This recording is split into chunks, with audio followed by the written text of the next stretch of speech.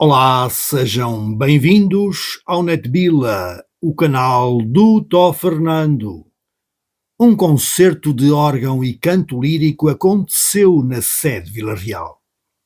Não me atrevo sequer a pronunciar os nomes do tenor e do organista, porque esta pequena nota vou enquadrá-la num comentário que nada tem a ver com a música clássica, mas sim com algumas questões a propósito da interioridade.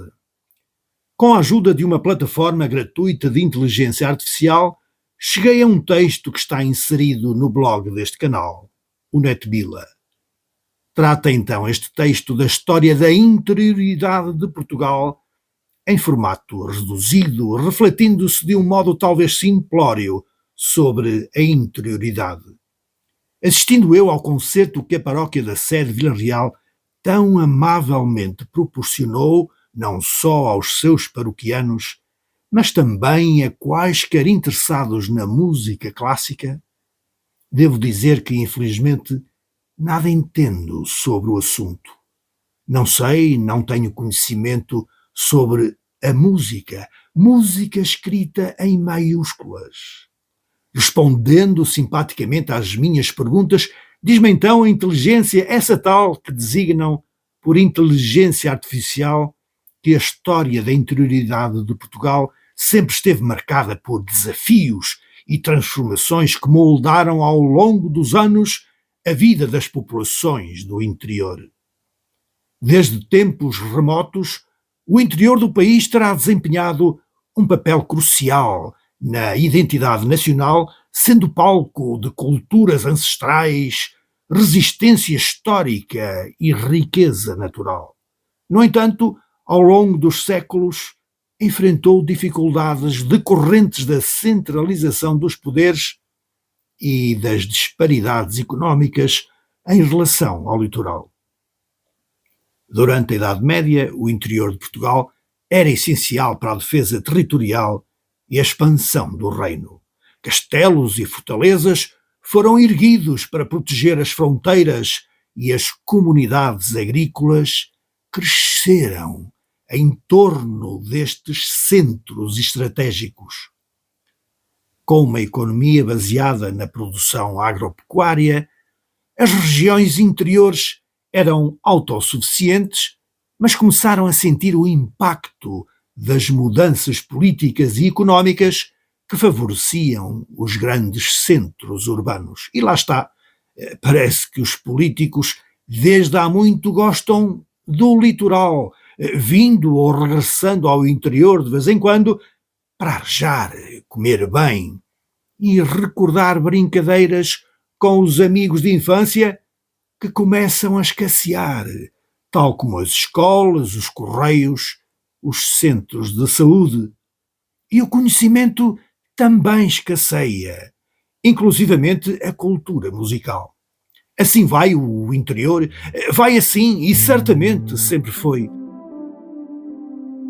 Muitas populações começaram a emigrar para as cidades em busca de melhores condições de vida, deixando para trás aldeias e vilas que sofreram com a desertificação. Apesar disso, algumas áreas mantiveram a sua relevância. Por exemplo, através da produção vinícola e da preservação de patrimónios culturais únicos.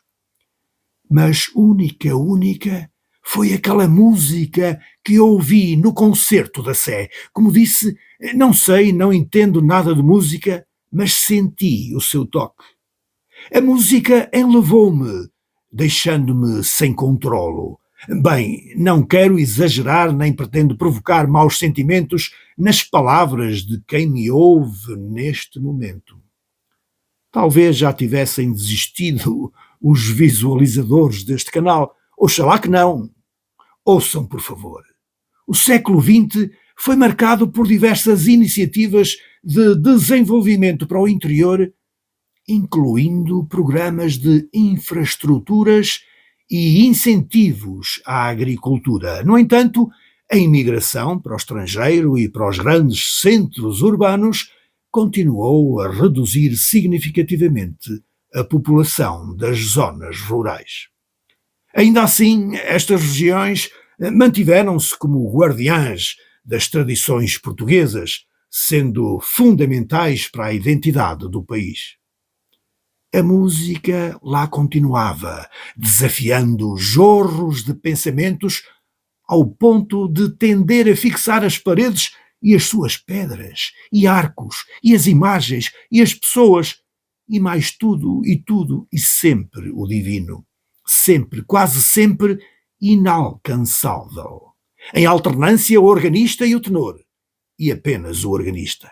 Não a entendo, repito, mas existe, pois senti o seu toque, e por isso juntei coisas, não apenas pensamentos e elementos a formarem padrões, simples padrões que me levaram mais alto e a pensar nas respostas dessa tal inteligência. Talvez não sejam inteligentes as respostas e as perguntas também. Peço desculpa se assim for. Banalidades podem ser estas que vos digo. O que é que eu hei de fazer? E quando? Como? Assim, desta maneira, não tenho o direito de proferir os nomes de quem tão bem executou e cantou.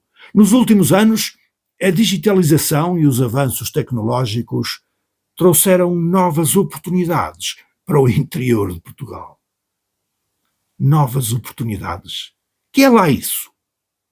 Projetos de turismo sustentável, incentivo à inovação e a valorização de produtos locais têm ajudado a revitalizar algumas comunidades.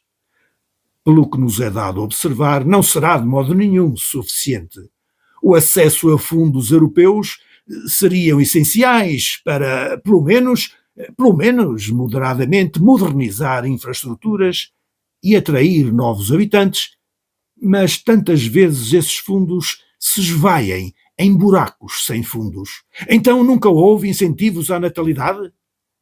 Não gostam de gente a nascer, porra? Precisamos de quê? A interioridade de Portugal, diz o inteligente, continua a enfrentar desafios como a falta de serviços fundamentais, que existiam de facto, mas desbaratados pela mediocridade e ignorância política, descurando a necessidade de políticas públicas mais eficazes no sentido de combate à desertificação populacional. Muito bem dito, sim senhor, e continua o inteligente em jeito de conclusão. A história da interioridade portuguesa é uma narrativa de resistência e transformação. Apesar das dificuldades, essas terras do interior, por aí além, preservam ainda um património cultural e um património natural e histórico de inestimável valor, ao mesmo tempo sofrendo em parte dos mesmos males políticos. Sofre-se das influências dos dirigentes nacionais e da sua indigência centralizadora, com estratégias adequadas e investimentos sustentáveis, não sendo realizados até aos dias de hoje, o interior de Portugal poderia consolidar-se como um espaço dinâmico e próspero para as próximas gerações, se as forças políticas se transformassem em verdadeiros defensores do território do interior. Mas não até agora. De facto, não tem sido aproveitado o conhecimento, se é que ele existe realmente no país, ou então, certamente desperdiçado e canalizados os fundos às reais necessidades de desenvolvimento, em contrariedade com as embrutecidas ideias de penalizar sistematicamente as empresas, fontes de empregabilidade e progresso. Levantam essas mesmas ideias muros construídos de impostos progressivos, como se fosse pecado o crescimento, o avanço científico e tecnológico. O conhecimento, no fundo. As instituições, de um modo geral, deixariam, num mundo moderno e bem intencionado, de servir apenas a alguns, com um sistema político em que a autoridade deveria, isso sim, emanar do conjunto dos cidadãos, mas na realidade não existe tal coisa, por mais votações ou ditas eleições que ocorram. É o conhecimento que falta. Não basta apelidar o regime como democrático sem serem alcançados limites mínimos de exigência para uma verdadeira democracia.